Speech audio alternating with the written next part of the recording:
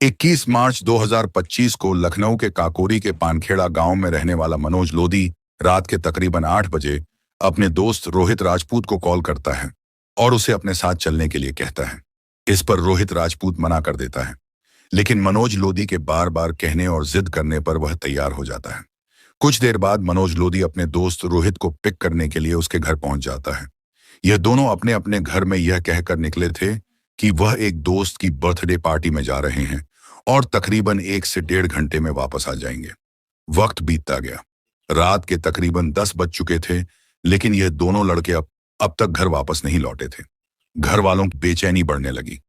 जब उन्होंने दोनों को कॉल करने की कोशिश की तो उनके मोबाइल स्विच ऑन ऑफ मिले। एक तरफ घर वाले परेशान हो रहे थे, वहीं दूसरी ओर गांव से तकरीबन 5 किलोमीटर दूर एक सुनसान पुलिया के पास से एक व्यक्ति गुजर रहा था। रात के अंधेरे में उसकी नजर सड़क पर पड़ी, जहां 2 लड़के बेसुध अवस्था में खून से लथपथ पड़े हुए थे।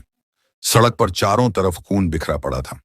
देखने से ही अंदाजा लगाया जा सकता था कि किसी ने इन दोनों को बहुत बेरहमी से पीटा है। जैसे ही वह व्यक्ति उनके पास पहुंचता है तो पहचानता है कि यह दोनों लड़के और कोई नहीं बल्कि मनोज लोधी और रोहित राजपूत हैं, जो 2 घंटे पहले ही अपने घर से एक दोस्त की बर्थडे पार्टी में जाने की बात कहकर निकले थे। यह आदमी बिना वक्त गंवाए पांडा गांव पहुंचता है और वहां से मनोज और रोहित के घर वालों के साथ कुछ और गांव वालों को लेकर आता है। गांव वाले मौके पर पहुंचकर जब हालात देखते हैं तो साफ हो जाता है कि मनोज और रोहित अब इस दुनिया में नहीं रहे। किसी ने तुरंत नजदीकी पुलिस स्टेशन पर कॉल कर दिया। थोड़ी देर में पुलिस भी घटनास्थल पर पहुंच जाती है। शुरुआती जांच में पता चलता है कि मनोज और रोहित पर बेहद बेरहमी से ताबड़तोड़ वार किए गए थे। यह मामला पहली नजर में रोड रेज जैसा लग रहा था। शायद ये दोनों रास्ते से कहीं जा रहे थे, किसी से झगड़ा हुआ और उसी रंजिश में इनकी हत्या कर दी गई। वहीं पुलिस एक दूसरा एंगल भी खंगाल रही थी। संभव है कि यह कोई पुरानी दुश्मनी हो सकता है इनके परिवार का किसी के साथ पुराना झगड़ा रहा हो और उसी की वजह से इनकी हत्या कर दी गई हो। लेकिन यकीन मानिए, जब केस की सच्चाई सामने आई तो ऐसा खुलासा हुआ जिसकी किसी ने कल्पना तक नहीं की थी। आखिर मनोज और रोहित की इस बेरहम हत्या के पीछे क्या राज था, किसने और क्योंकि इन दोनों की जान लेने की इतनी खौफनाक साजिश। चलिए आज की इस वीडियो में डिटेल में जानते हैं। अब पुलिस अपनी छानबीन में लग जाती है। शुरुआती जांच में पुलिस 2 एंगल पर काम कर रही थी।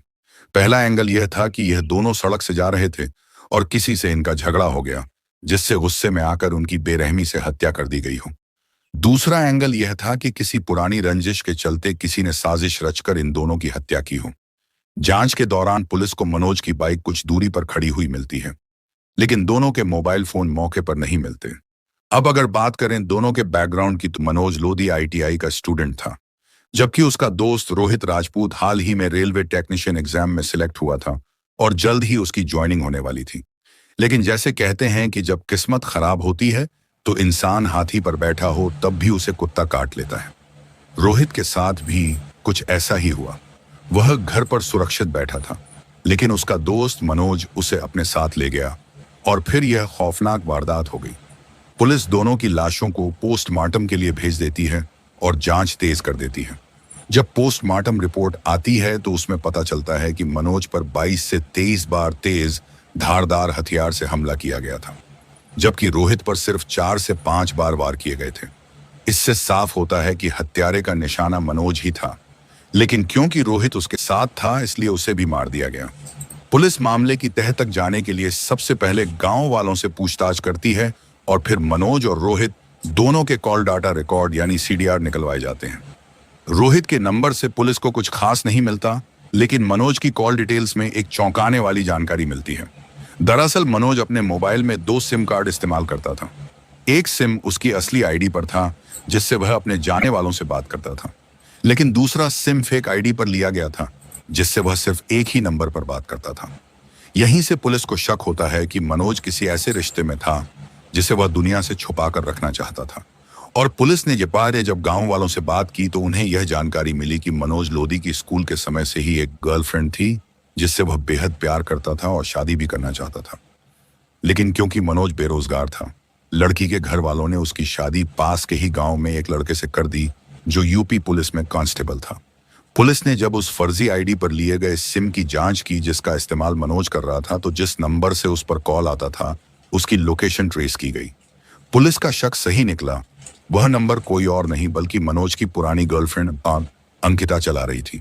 यानी अब इस केस में एंट्री हो चुकी थी मनोज लोधी की गर्लफ्रेंड की। पुलिस तुरंत अंकिता के ससुराल पहुंचती है और उससे सख्ती से पूछताछ शुरू करती है। सवालों की बौछार होते ही अंकिता के चेहरे का रंग उड़ जाता है।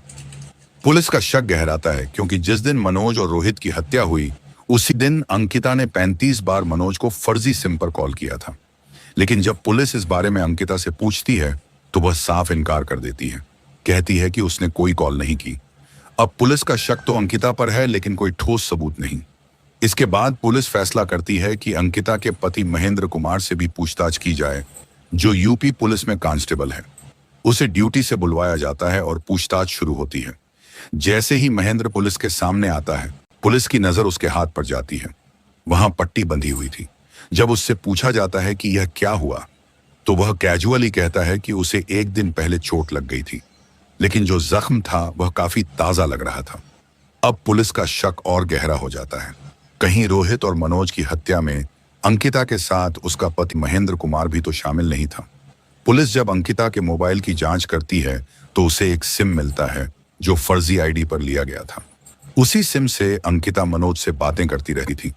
दूसरी तरफ अंकिता के पति महेंद्र कुमार के हाथ पर लगी चोट के बारे में भी वह पुलिस को सही सही नहीं बता पाया था। इन सब बातों की वजह से पुलिस दोनों को थाने लेकर आती है। सख्ती से पूछताछ शुरू होती है तो पहले अंकिता और फिर महेंद्र धीरे धीरे सच उगलने लगते हैं। महेंद्र बताता है कि उसकी पत्नी अंकिता का मनोज लोधी के साथ पुराना प्रेम प्रसंग था। शादी नहीं हो पाई क्योंकि मनोज बेरोजगार था, इसलिए अंकिता के परिवार ने उसकी शादी महेंद्र से कर दी। शादी के बाद भी महेंद्र ने देखा कि अंकिता का फोन अक्सर बिजी रहता है। जब वह कॉल करता तो अंकिता का मोबाइल बिजी मिलता था। शक होने पर उसने पूछा तो अंकिता कहती कि वह घर वालों से बात करती है, लेकिन महेंद्र का शक बढ़ता गया। महेंद्र पुलिस में था, इसलिए उसने अंकिता के फोन की पूरी जानकारी निकलवाई और पता चला कि वह मनोज से घंटों बातें करती है। फिर महेंद्र अंकिता से कहता है कि या तो वह अपने पति को चुने या मनोज को। अगर मनोज चुना तो वह डिवोर्स देगा और अगर महेंद्र को चुना तो मनोज से दूर रहना होगा। अंकिता कहती है कि वह महेंद्र को ही चुनेगी और मनोज से बात नहीं करेगी, लेकिन वह फिर भी मनोज से मिलती और बातें करती रही। कुछ समय बाद महेंद्र को पता चलता है कि अंकिता गर्भवती है, लेकिन यह खुशी की बजाय शक की बात थी क्योंकि उसे लगता था बच्चा मनोज का है। फिर महेंद्र कहता है कि इस बार भी उसे पति या प्रेमी में से एक चुनना होगा। अंकिता फिर भी महेंद्र को चुनती है। महेंद्र कहता है कि अगर वह उसे चुनती है तो मनोज की हत्या में मदद करनी होगी क्योंकि जब तक मनोज जिंदा रहेगा वे कभी खुश नहीं रह पाएंगे। महेंद्र और अंकिता मिलकर एक प्लान बनाते हैं। महेंद्र 2 फर्जी आईडी पर सिम खरीदता है। एक अंकिता को देता है और दूसरा मनोज तक पहुंचाता है ताकि बाद में जांच में कोई सुराग न मिले।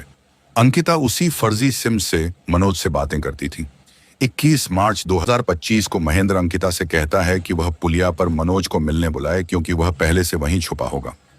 मनोज को हमेशा हमेशा के लिए इस दुनिया से मिटाने का जो प्लान था उसे महेंद्र कुमार ने अपने कुछ साथियों के साथ मिलकर बनाया था। इसके तहत अंकिता ने मनोज को 21 मार्च 2025 की रात मिलने के लिए बुलाया था, लेकिन मनोज अकेले नहीं गया। उसने अपने दोस्त रोहित राजपूत को भी साथ ले लिया। दोनों पुलिया पर अंकिता से मिले। मुलाकात के बाद जब मनोज और रोहित वहां से चल पड़े तभी महेंद्र कुमार अपने 3 साथियों के साथ वहां पहुंच गया और धारदार हथियार से मनोज पर लगभग 22 बार हमला किया। इसके बाद उसने रोहित पर भी वार किए।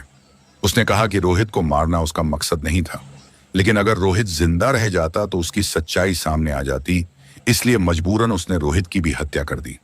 इस पूरे मामले के पीछे मनोज की गर्लफ्रेंड अंकिता और उसका पति महेंद्र कुमार था। पुलिस ने अंकिता और महेंद्र कुमार को गिरफ्तार कर सभी सबूतों और गवाहों के आधार पर कोर्ट में पेश किया। अभी यह दोनों पुलिस रिमांड पर जेल में हैं। इस केस से हमें यह सीख मिलती है कि मौत कभी भी कहीं भी पहुंच सकती है। मनोज का इस घटना में एक अहम रोल था, लेकिन रोहित का कोई रोल नहीं था। वह तो सिर्फ अपने दोस्त के साथ गया था। उसे पता तक नहीं था कि वह कहां जा रहा है, लेकिन बिन बुलाए उसे भी मौत मिली। यही है पांडा गांव के मनोज और रोहित हत्याकांड के पीछे की पूरी सच्चाई। आपने इस कहानी से क्या सीखा? कमेंट में जरूर बताएं और ऐसे ही वीडियो देखने के लिए हमारे चैनल को सब्सक्राइब करना ना भूलें। धन्यवाद।